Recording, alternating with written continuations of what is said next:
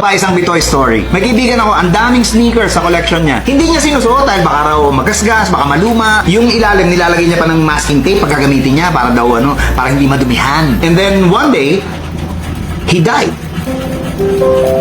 He died.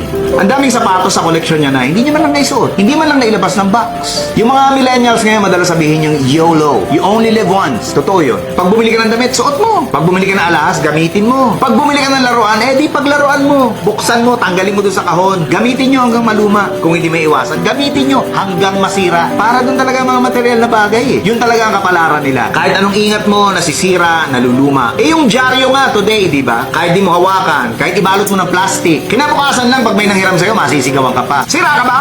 Luma na to eh! So, a word of advice. Kung di mo pakikinabangan, huwag mo na lang bilhin. Kung wala ka namang planong magtayo ng museum para ma-display at pagkakitaan yung mga collection mo, huwag ka nang bumuo ng kahit anong collection. Baka magaya ka dun sa kaibigan ko. Hindi man lang nakinabang, hindi niya rin nadala sa langit yung sneaker collection niya. Tandaan nyo, ang pwede nyo lang dalhin sa langit na nandito ngayon sa lupa, yung mga mahal nyo sa buhay. What? Weh, paano yun? Let me explain.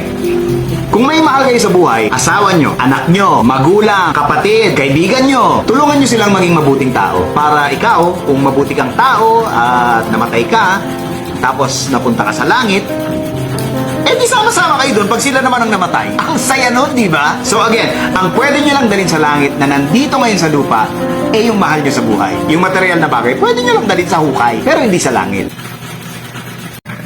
Maong kamo, paghatang mo sa yung tanglad o kamunggay, ay mo pag dinalo. Kay dili nyo na madala sa